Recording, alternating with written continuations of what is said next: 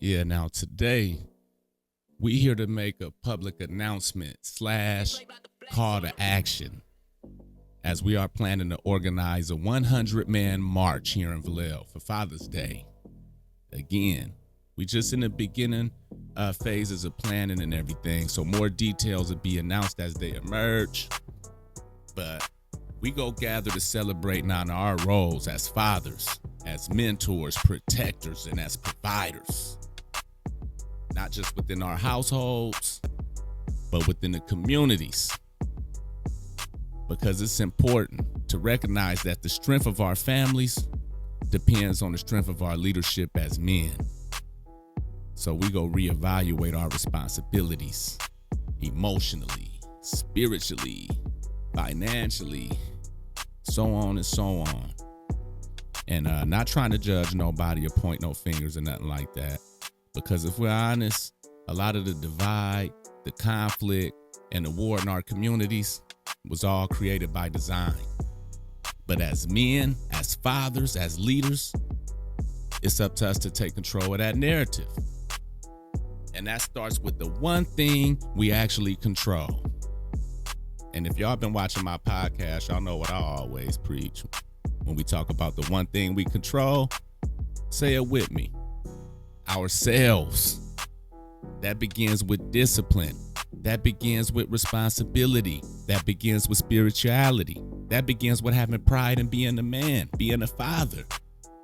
That begins with prioritizing what really matters. Now, see, I'm a Vallejo native, born and raised.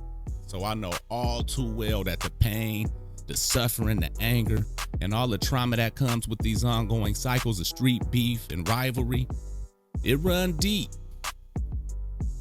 But I'm a believer, and I am truly confident that we could overcome this deadly cycle. And it has to start somewhere. Because see, let's just keep it real. Tell me if I'm lying, but the value of the black man in America has been watered down. We've been exploited, discriminated, marginalized, targeted, and relegated to all the stereotypes they portray us to be. And we're not going to go into that list. The day that 100 men march in peace, unity, and understanding, that although we might fight, we might fuss, beef, disagree, whatever the case may be, we all out here dealing with the same bullshit. Jobs being cut, programs, school closures, lack of resources, high-ass rent, high-ass gas and groceries, bills outrageous, homelessness, drug abuse, mental health, imprisonment, mass incarceration, murder, you name it. But the truth is, if you like me or not, we all got to survive in this jungle. We all got mouths to feed, and we all got to bring this change together. Because you might be ready to ride for the set. You might be ready to get down for your block, your neighborhood, and risk it all. But at what point is you going to stop and think about what your kids and your loved ones got to face when you don't make it home? If you go to jail, if you get killed or seriously injured. Like I said in the previous podcast, when we say rest in peace, the peace isn't for the person that's passed. The peace is for the family that's left behind, trying to survive the trauma. Because when you gone, you just don't leave memories. You leave fear. You leave your families looking over their shoulder. You leave your kids growing up without guidance. Your loved ones dealing with enemies that they didn't even create. That's not strength. That's not manhood. That's a deadly cycle. And everybody lose. Nobody wins. So I don't know who keeping score. If y'all still keeping score, who up on bodies or whatever, we all losing. And if we the leaders and the men that we claim to be, then it's on us to break that cycle. We have to show that it's another way to settle conflicts.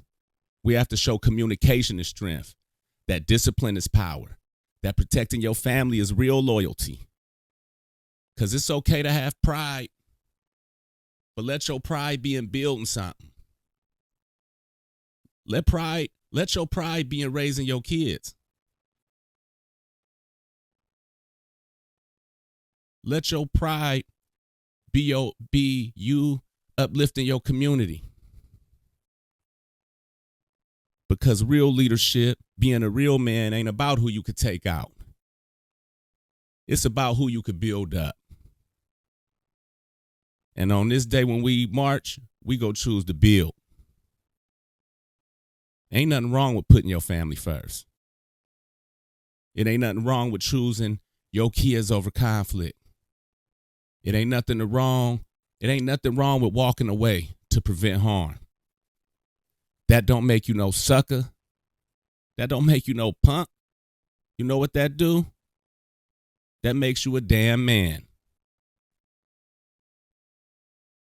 Now, it's human nature to have disagreements, and we all don't have to like everybody. We don't have to love everybody. We don't all have to be friends with everybody. But we got to stand on respect. And when I say respect, I mean, we got to respect the fact that everybody out here got somebody they living for. Somebody that love them. Somebody waiting on them to come home. We all men, we all fathers out here. And even if you're not a biological father, use somebody's example. We all have a responsibility because somebody is depending on you to show up, to provide, lead, and protect. That's what's cool, y'all. YNs, that's what's gangster. Not throwing your life away behind a street, a block, a set, neighborhood, or whatever is going on without thinking about who's attached to you. Because the decisions that you make just don't affect you. They affect your kids. They affect your partner, your mother, your whole family, your community. And if you're not thinking about that, then you got it backwards. All this trying to prove something, chasing clout, trying to maintain or live up to an aura. Let me ask you this. What is that worth when you gone? I'll wait. What is that worth to your children? Is that go guide them through life? Is it go put food on the table? Is it go pay for your funeral? Nope. And that's not cool, bruh. That's just crazy. And like I said, I'm not blaming nobody because, again, this is all done by design. The more we self-destruct, the more we tear each other down, the more we engage in ignorance, the enemy benefits. Sitting back laughing, pouring gas on the fire because they reward our dysfunction. They give us awards. They give us deals. They give us accolades. Like Kanye said, he signed a line with the devil. It was a crappy deal, but at least it came with a happy meal. They push the narrative to keep us divided because they don't want to see men gather like this. They don't want to see unity. They don't want to see peace. They don't want to see what kind of power could rise from a group of disciplined, aligned, spiritually grounded men. Imagine the power in Vallejo alone if just all the fathers stood united. If men choose building over beef. If leaders and men chose legacy over likes. Because that's what today is about. We gonna make it about unity, about solidarity, and about choosing our families over ego. Choosing discipline over destruction. Choosing legacy over reputation. That's strength. That's leadership. That's real manhood, y'all. So I say all that to say, we gonna make it happen. Again, 100-man march.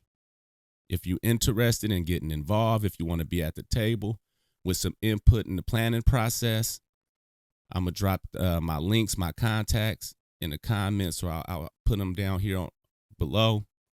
I already done sent some invites to some of my solid ones out there already, so we about to do this, y'all.